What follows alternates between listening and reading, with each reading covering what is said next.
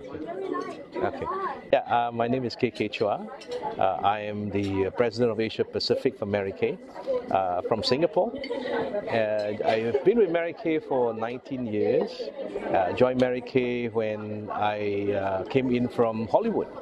At that time, I was very much attracted to Mary Kay by its value system because in present day, one has to find purpose in what one does. And when I was in Hollywood, people did ask me, you have a very good job, very glamorous, but sometimes you go back and you sleep and you wonder why you're doing what you're doing. And in Mary Kay, I was very much attracted to its culture. The culture is very much the golden rule. Do to others as you would have them do to you. It's something which we've been taught since we are young, to treat each other well. The second part is the go-give spirit, to help others unconditionally. And that is very important in everything we do in life, especially this is what in the Western world they call sincerity in a message. What you do, if you have an ulterior motive, the public will be very quick to detect it and be able to call you a hypocrite. But in Mary Kay, they say that if you have the go-give spirit and you're prepared to help others without condition, instead of trying to make money from people, you're trying to help people. And when somebody feels that you're trying to help them, they genuinely know that you are a good company, you're a good brand, you're a good person, and your sales become successful. The third is God first, family second, career third. This may sound a little bit religious, but it really is not, because what Mary Kay believes way back in 1963 is that a person needs to have value system in their life. If a person has value system, a person has a God in his life or her life, that person knows what is right and what is wrong, and will always do what is right. And if that person do what is right all the time, results will eventually come. And so when you do what is right, something strange happens. People begin to know that you're a good person and they trust you. And when they trust you, either in business or in sales, you become successful. Family second, this is especially important for women because a woman has many angles that she needs to fulfill. She needs to be a wife, she needs to be a mother, she needs to be a washerwoman, a driver, a tuition teacher. Mary Kay just wants to teach a woman how to balance her life. Because if you're able to balance your family, if you're able to treat your husband right, to make sure that he feels that what you're doing is actually in partnership to try and build the family rather than being just a career woman, he will support you. And when he will support you, you have the peace and harmony at home, your career automatically becomes successful. So if you have right values, people trust you, your family supports you, your career automatically becomes successful. And the fourth element is really to respect each other. Respect can only come when you have a humble heart. Respect can only come when you choose to see the positive side of someone. And that comes only when you're prepared to look at that person and not at their weakness, but at their strength. And this is so important even in your family life. Because once you do that, then you know that that person has something good in them. And when you treat a person important, Mary Kay says that everybody has an invisible placard around them to say that I want to be treated important. And when you can recognize that, then people respond to you. And when they respond to you, you automatically become successful. So I was attracted to this company because of its values. Because you're not only selling cosmetics, but you're actually selling a way of life. You're teaching women how to become successful by being good. And by being good, people trust you, your career becomes successful, and in the process, your product starts moving. That's very satisfying. That's something which is beyond the whole world of push marketing. And that's why I've been with this company for the last 20 years, and I probably will stick around for as long as they want me.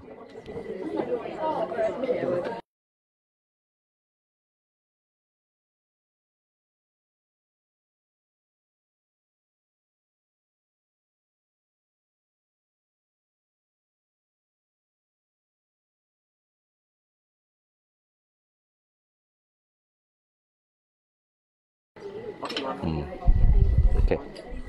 Okay, right. Mary Kay in Asia is very successful.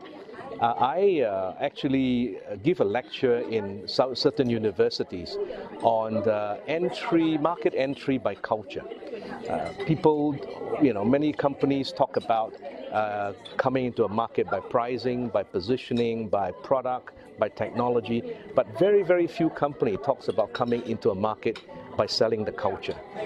And in Mary Kay, that's what we do. Because we believe that the culture is something that is a vacuum in society that people need to be associated with. Because if they buy into your culture, then whatever you sell, the product moves. Your culture and your values actually represent your brand.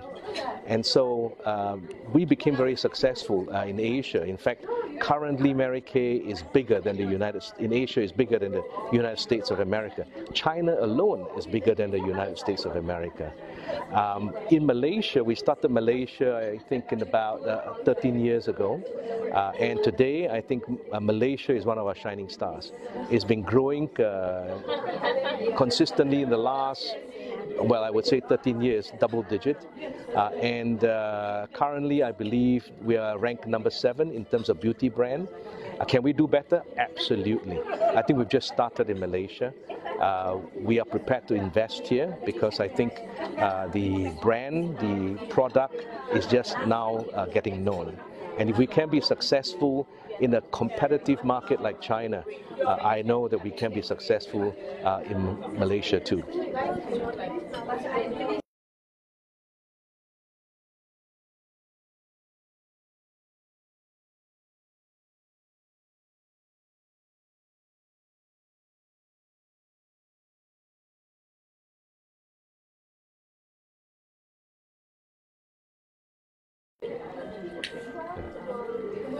For a company to stay relevant, what it must recognize is that it must keep up with the trend of how society has evolved.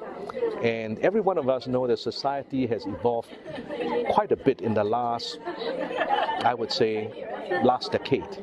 With the advent of internet, with the social media coming on, with online ordering, a lot of traditional methods of distribution is gone out of the window.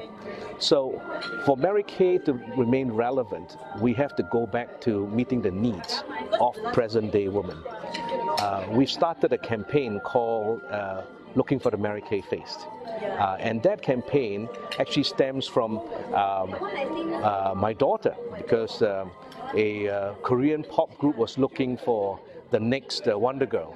And I found her practicing crazily singing and dancing, for a long time.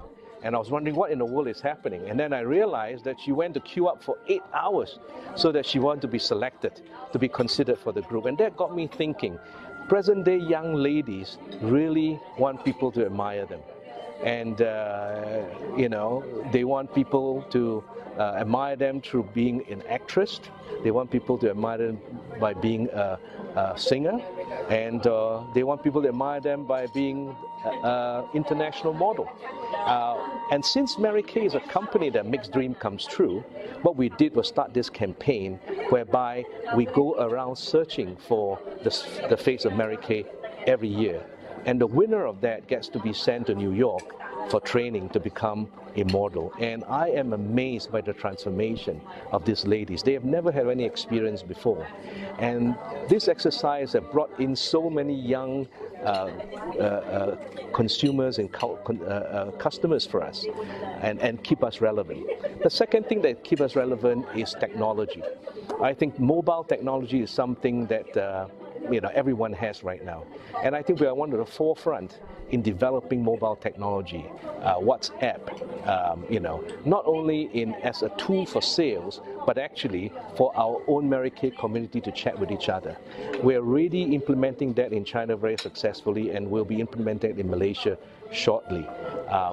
Digital strategy, everybody talks about it, but what is really digital strategy? I think digital strategy is a moving target because every new year you have new things, you have new ways of doing things.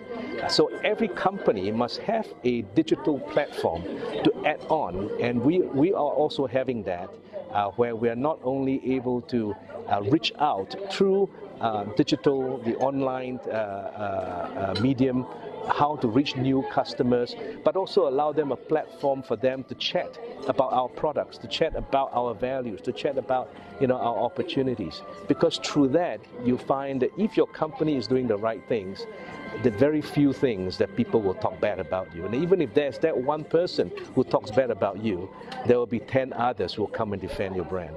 And that, I think, is even more relevant than if you were to do your own PR and all that. So the present day brand relevancy is taken a very different view, taken different platform. No more do you produce a TV commercial, have a spokesperson, and then you're fine. I think that's become a bit archaic. The last time I checked, only those who are 55, 60 years and above watch television. Everybody now is, on tablets, watching medium through that. So you've got to look at things very differently. You've got to channel your resource very differently in order for your brand to stay relevant, and we're looking at that.